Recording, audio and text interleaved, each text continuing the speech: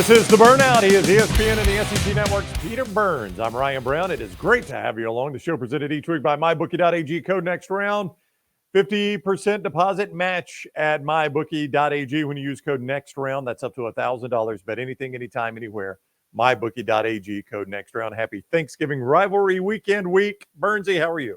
Doing well, man. It's crazy. I know we said it last week, but the fact that we're already here on rivalry week, which is we got to see it 700 times over the next week. But this is it's not only that, it's Michigan, Ohio State is going to be a fantastic game. I mean, the Heisman's coming down. I mean, this is you could argue that we're going out with a bang on this college football 2.0, right? With the 14 off and all the conference realignment. Like, this is a hell of a way to go out. It is a wild one, and we got some wild games in the conference that we are going to talk about today. Let's start with the Iron Bowl. This will be my 27th. I will have attended 27 Iron Bowls after Saturday, Burnsy, and they all have a life of their own. They're all kind of crazy, especially when they're played at Jordan-Hare. I don't know that there's another stadium or another game in America, another regularly scheduled game that takes on almost like an entirely different personality when it's played at one of the two stadiums. Yeah, because we talked about that a lot with Doring about Florida, Georgia, Florida, and that game being played obviously in a neutral site in Jacksonville. Yeah. But there's never really that many upsets. Now I think Oklahoma, Texas has a bit of that. Even though, again, another neutral site place where like the inexplicable happens, like some years Oklahoma would be dominant and Texas would win and vice versa, that I do get that feeling that's kind of how the Iron Bowl is. And that's why it was so fascinating this week. Michael Casagrande over AL.com sent out a tweet earlier over on Monday that said, what's your level of excitement for the Iron Bowl this year? And I thought about it for a second. I was like, going into it, it's probably like an 8 or 9, I mean, Alabama, of course, is playing some great football right now. They're on the cusp of maybe making the college football playoff. But what was going to happen with Auburn, and that they were rounding into shape, and then they laid the greatest, the greatest egg of all time, or the greatest rope-a-dope strategy ever, just to roll Alabama into false sense of security, going, oh, okay, we don't have to worry about them. I don't think that works on Nick Saban, but that was a gut punch for Auburn. Yeah, I don't even know how to feel about it. Like, part of me thinks that maybe that's the type of game that is a slap in the face and you come back and play your best game next to prove that. But you know what? I thought the same exact thing about Tennessee going up against Georgia this week. Like, I thought this past weekend, I thought Georgia was going to win the game. Yeah. But I thought because of that Tennessee performance against Missouri, they would look themselves in the mirror and say, that's not who we are. And you would get the best version of Tennessee you were going to get. I'm not sure you got that against Georgia. And even if Auburn gives you that, you got it for a play. You got it for one play. Yeah, one play and then Dolly. We got one good play in Dolly if you're a Tennessee fan. Even if Auburn gives you that, if Alabama plays the best version of themselves, you lose the game anyway. Yeah, I mean, again, on a couple different things to unpack there is one. It wasn't as if, hey, it was a last-second field goal or something like that. That was just they whooped them in their own building. Yep. And I've said this many times that I'm a firm believer if you ever lose a buyout game, okay, one of those games where you're just paying somebody to show up and give you a boatload of money, that at the end of the day, in the end of the game, you have to show up on the 50-yard line with the big Happy Gilmore PGA Tour check for the full amount and hand it over to them live on the television broadcast. Like I would put that into like the small writing of the contract where it's like, okay, yeah, just go ahead and sign it. And at the end of it, Jerry Kill should have gone into his contract and said, oh, by the way, this addendum here that you signed because you didn't read the terms and conditions, you have to hand me the check on the 50-yard line down at Jordan-Hare, and it has to be a big old Happy Gilmore check. No, 1.8 million in this case, Burnsy. That's what that loss cost Auburn. 1.8 million. That's a hard one to swallow right there. It's amazing to me. In New Mexico State, I mean, listen, when you probably made that game 3 or 4 years ago, you're thinking New Mexico arguably one of the worst games ever. And you're not thinking anything of it, but Jerry Kill's done a fantastic job building that program up. But there's no excuse. There's just really no excuse of being that listless, especially after beating the hell out of Arkansas the week prior, where you're looking like, man, this guy's got some wiggle to it. Made no sense. Made no sense. On the other side of the game, though, November Alabama has been the best version of Alabama. Jalen Milroe is playing his best football. Alabama's defense has been really good. The offensive line has played better. They're running the ball well enough. Receivers have started to step up. They're gotten healthy in the secondary. I mean, like everything you want from Alabama, they've given you that in November. Yeah. Second half, Alabama of the second half of the season has been unbelievable. And again, I think that's a reason why that, Texas fans got all pissy about it a couple of days ago on Twitter. But I had said it on my show that if Alabama and Texas played right now on a neutral field, I'd put Alabama as at least a touchdown favorite, if not double digits. Now, the problem is that's the crawl, that's the logjam that's holding up Alabama in the college football playoff rankings, is because the committee is not, nor should they get rid of week 2 of what happened. It was Texas going into Tuscaloosa and winning by double digits. So that's why there's so much intrigue in the Iron Bowl and watching other games transpire the rest of the week. He is Peter Burns of the SEC Network and ESPN. This is the Burnout. It's presented each week by MyBookie.ag. Code next round when you sign on at MyBookie.ag. And they will do that sign-on match of 50% up to $1,000. Bet anything, anytime, anywhere. MyBookie.ag, code next round. MyBookie.ag, code next round. Also, Manscaped. Stick around. I'm about to give you a code you can use for Manscaped. Great gift idea. This is the Handyman. It's the portable, smaller travel razor. Does a great job whether you're at home or on the road. That's the one I have, and I love it. I love it. Look how clean-shaven Burnsy is. Yeah. Manscaped.com is where you can get the Handyman. They've also got the Beard Hedger, which I use all the time. It's got the dial-up guard instead of the one that snaps on and snaps off. You can use the Weed Whacker, takes care of the nose hair and the ear hair, and also the lawnmower, full body and the undercarriage, right there at Manscaped.com. From the Handyman to the Beard Hedger, Weed Whacker, lawnmower, all their great boxer shorts, their great male body products. Manscaped.com, code BURNS to save 20% off your initial order. Code BURNS. Easy. I'm wearing it right now, Manscaped. Let's go. All right. Sorry. I mean, you're going to show us part of your shave job. I use the product. Yes. Very good. Very good. Manscaped boxer shorts. Manscaped.com. Code BURNS to save 20% off. You can get Burns boxer shorts 20% off if you use code BURNS there at Manscaped.com. I will autograph them, whatever you need. That'll probably make them worth less right there, but it is what it is. I'm serious. I'm not joking when I say this. It's not a sales deal. I'm not paid to say this whatsoever. The best pair of underwear that I own are the Manscaped underwear. Like just the material that they have, they're comfortable. I'm all in, ride or die on them. All right, code BURNS. If you want Burns underwear, code BURNS at Manscaped.com. Let's go to the Egg Bowl. I hope one thing as we continue to build the Southeastern Conference to world dominance that we do not lose is a Thanksgiving night Egg Bowl. I love me some Thanksgiving night Egg Bowl. I know the NFL gives us good games, but hey, I get a Lions game, I get a Cowboys game, and then with my turkey and dressing sandwich that I eat every single Thanksgiving night, I get an Egg Bowl, and I hope we never lose that. No, and again, I think that's one of the things over there in the league office is that they want to do as much to keep as many rivalries and renew as many rivalries when Texas and Oklahoma come in. And I think that's one of the things I honestly, frankly, love having Egg Bowl on Thursday, and I love having Missouri, Arkansas over on Friday, right? Like, because I don't think it's as big of a game as Iron Bowl or just the rivalry that is the Egg Bowl. But there's just something special about being able to have that Friday game to where you kind of have it on your own. And I'm looking forward to watching that one. So Egg Bowl is interesting this year because, talking about laying an egg, I felt like that was exactly what happened with Lane Kiffin's Ole Miss Rebels there in the first half of their game over this weekend. It's like they just kind of showed up and they're like, whatever. Yeah. And then finally in the second half, they got it rolling. But, this is a game you have to win for Lane Kiffin, not for job prospects or something like that. It's more of just how are you going to continue to pull away from State, especially when they're making a coaching change right now. You got to keep putting the pedal to the metal if you want to be one of those college football playoff contending teams going forward.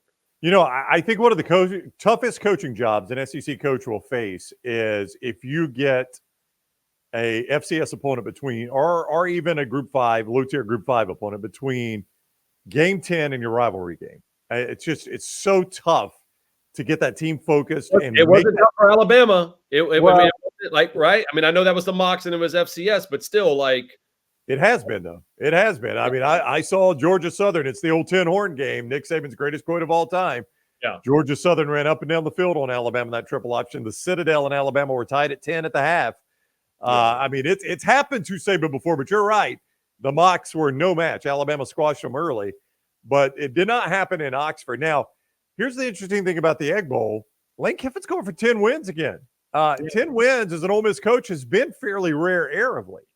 Yeah, I mean, in the Sugar Bowl a couple years ago, and I mean, it is something to where Lane is almost a perfect example. And Missouri and Drink, I think, are one of those teams as well too.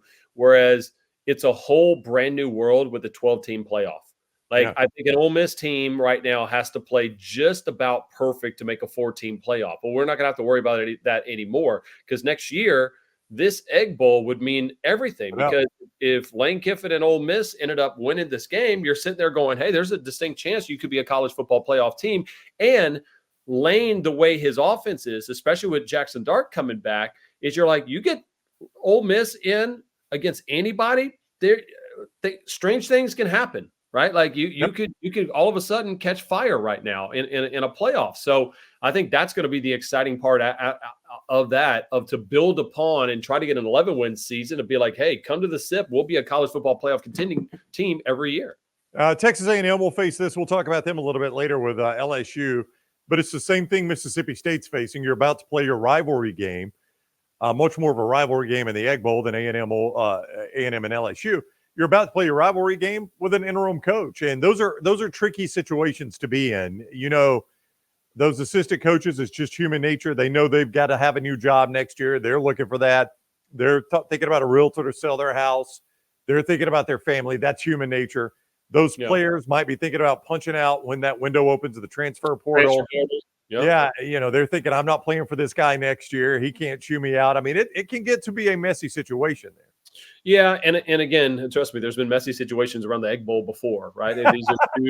These are two programs that do not like each other, and but again, I think I'd love to see, and I don't know who it ends up being, but whether it's Jamie Chadwell or Joe Judge or whoever, like I want that Egg Bowl to be contentious. Right. Yep. And it was fun when you had Mike Leach and Lane Kiffin, because they really enjoyed each other and they had to dial it back for a couple of years. But I want whoever is down in Starkville to look at the school up north, as they call them, and hate them and live. And I mean, that's what makes Michigan, Ohio State so good. It's what makes the Iron Bowl so good. Like, I need that a little bit more in my life now that it felt like it got over the top for a couple of years with the Egg Bowl, but I kind of need that back in my life. Hey, and cheers to the memory of Mike Leach.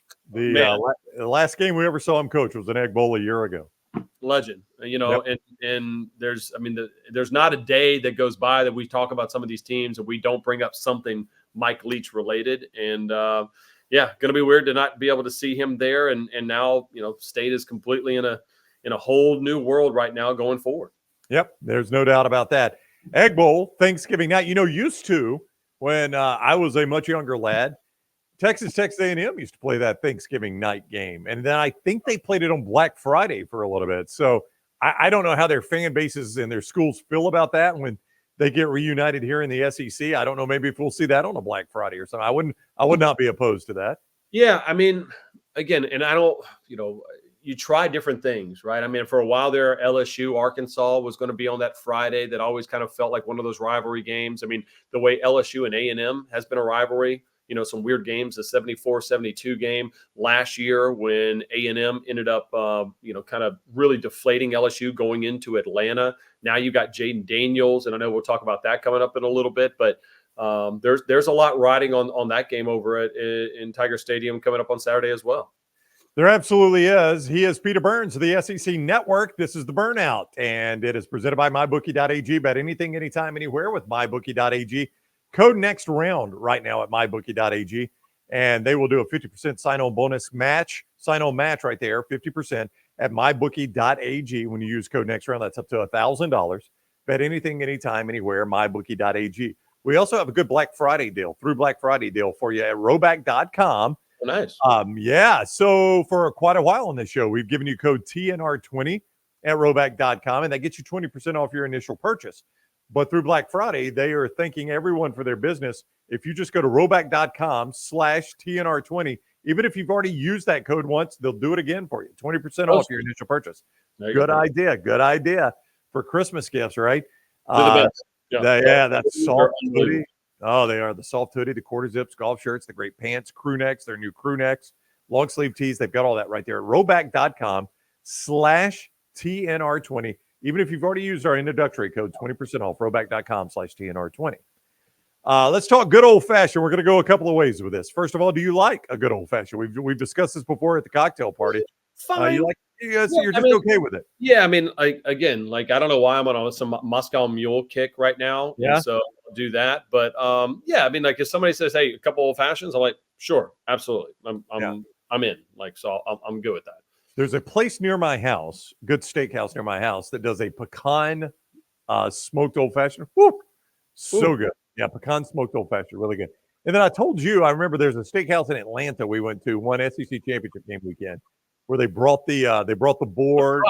Yeah. They lit it on fire and they put the glass down and smoked it up.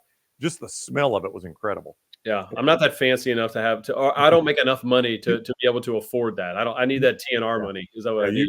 You work for Disney. Disney, I mean, like they spell Disney with cash. That's how they spell it. They spell it. Yeah, not on the expense accounts. I don't think I'm going to have some cedar planked old fashioned at the SEC championship game and try to write it off this year. We'll put it that way.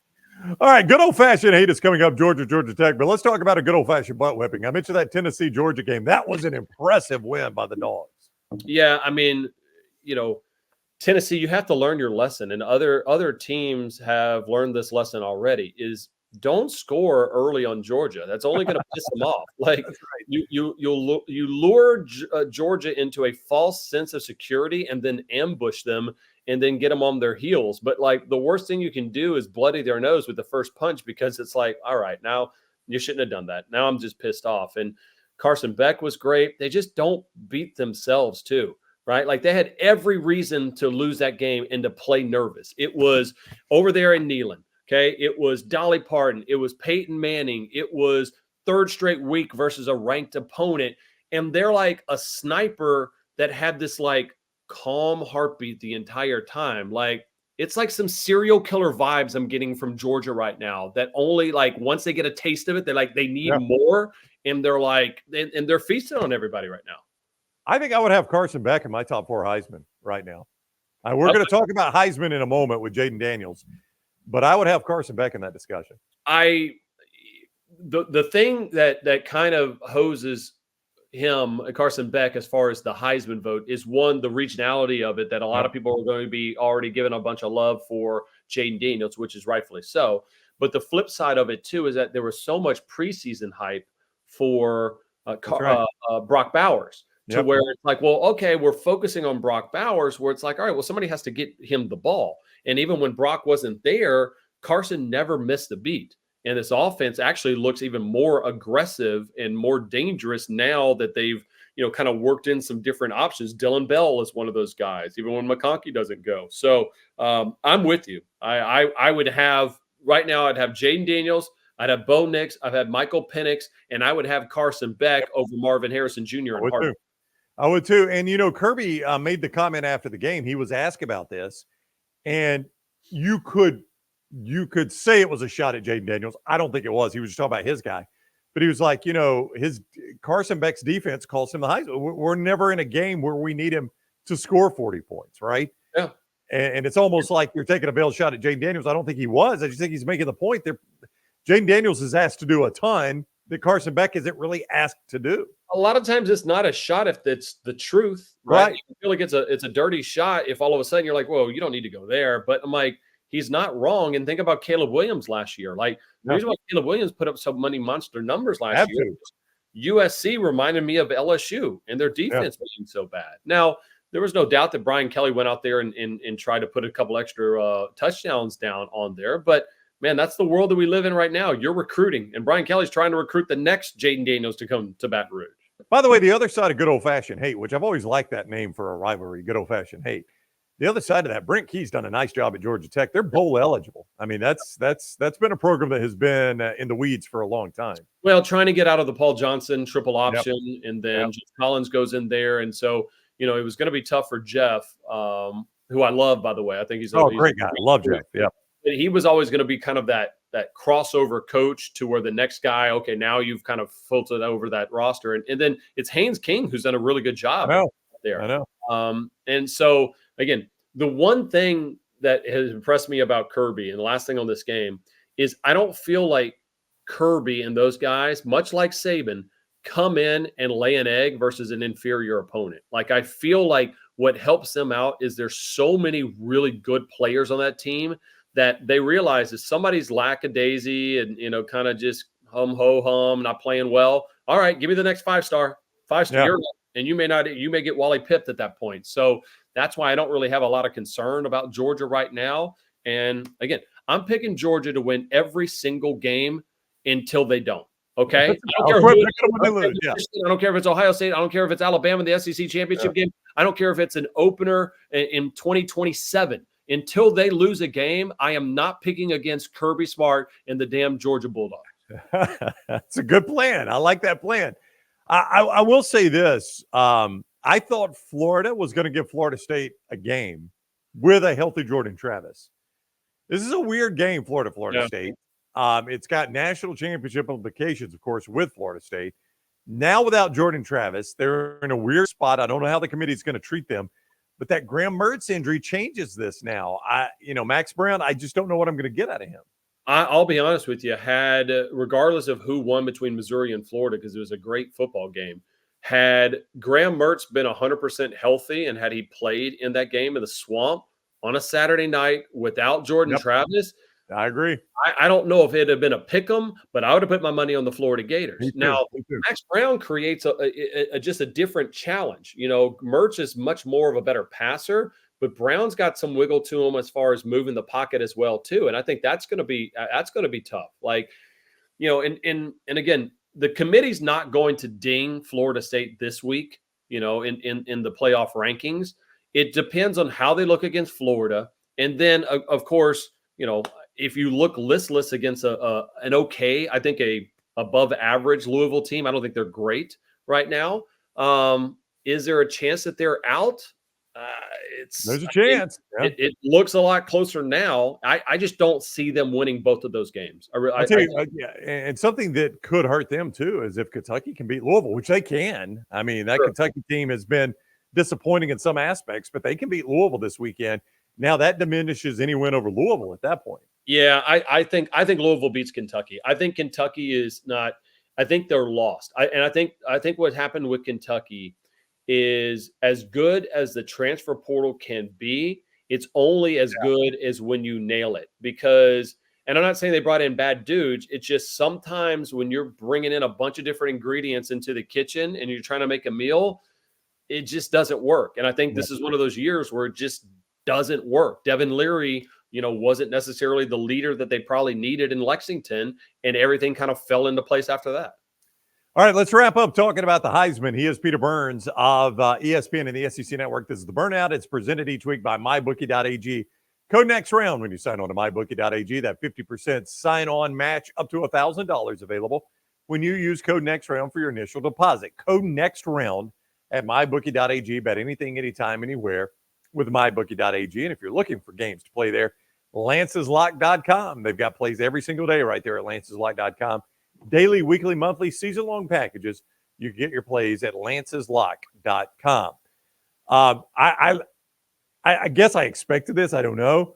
But I just kind of laughed when I looked at the box score and saw that Jaden Daniels played well into the night in Baton Rouge and put up 8 touchdowns in the process. I'm like, there's not really much else on the line for LSU right now, so why not try to win a guy a Heisman? Yeah, and I mean, trust me, I remember Spurrier putting up numbers at that some point when some of these games were well within, no longer in contention, and you're like, just beat me. And I'll be honest with you, it did feel a little bit of stat padding, but why not? right? I mean, at that point, like you're recruiting. If what are Yeah. you playing for? And I think that's one of the reasons why I like LSU, obviously above A&M this weekend, is that normally an 11 a.m. kickoff when you're not involved in the SEC championship game is not a great environment.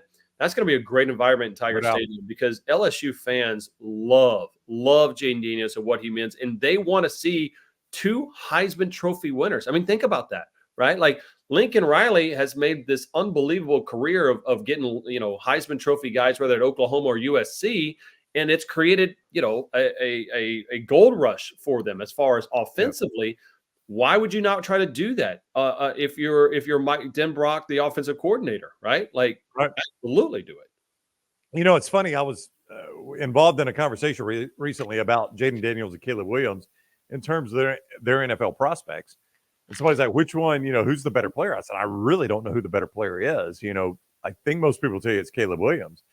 And he said, okay, give me the great defenses he's beaten. And I'm like, I really can't do that. And he goes, now do Jaden Daniels. Now do Jaden Daniels. It's almost week in, week out. And he, even if they don't win the game, it ain't on him, man. He performs well. So in a lot of ways, winning a Heisman would cap that off for him. It's interesting. Bo Nix is going to get real quick. To build on that, I think in the world of college football, and I say this obviously being an LSU fan in the SEC, but take that out of the equation.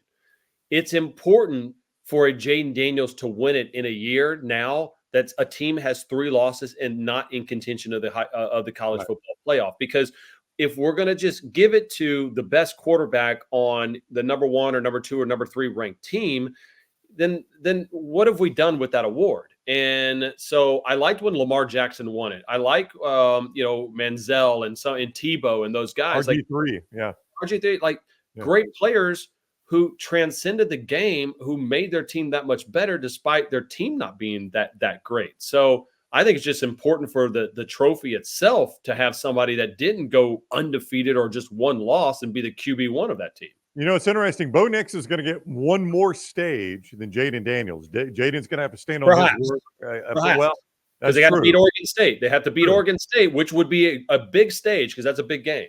Well, if they don't beat Oregon State, then he's not going to have to worry about it probably because Bo Nix probably will not have had an amazing game. But I'll tell you, that extra stage can give and can take. I mean, if he's not great against Washington, if that's who he's playing against, if he's not great against Washington, that might hurt him. So it's not necessarily – it's going to be a big stage. It's going to have playoff implications if he gets there.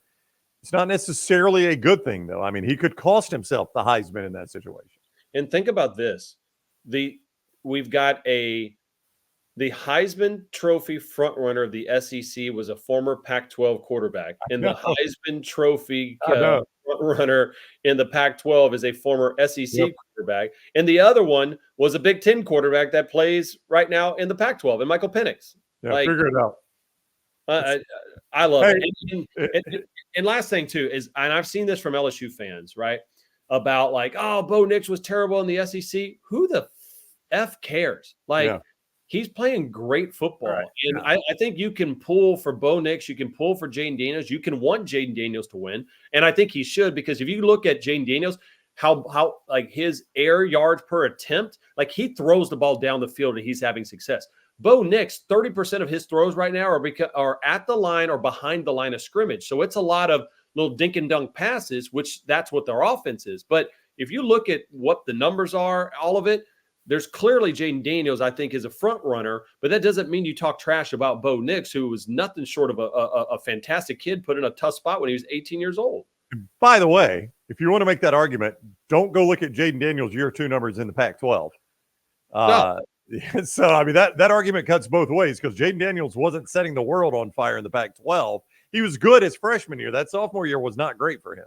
No. And again, it's an incredible glow up for both of those guys who, again, I talked about the transfer portal not working well for Kentucky. This is a situation where LSU needed one more quarterback. They kind of threw him in as kind of we never really seen him, but we heard that maybe we might be able to unlock some potential and he could kind of run the ball a little bit. So, I mean, might as well throw him into the mix. And then that ends up being a Heisman Trophy winner. It's crazy. It is incredible. And then you look at Malik Neighbors' numbers versus Marvin Harrison. Malik Neighbors is not going to be up for the Heisman, but I mean, buddy, compare him, go side by side with he and Marvin Harrison and see what you get.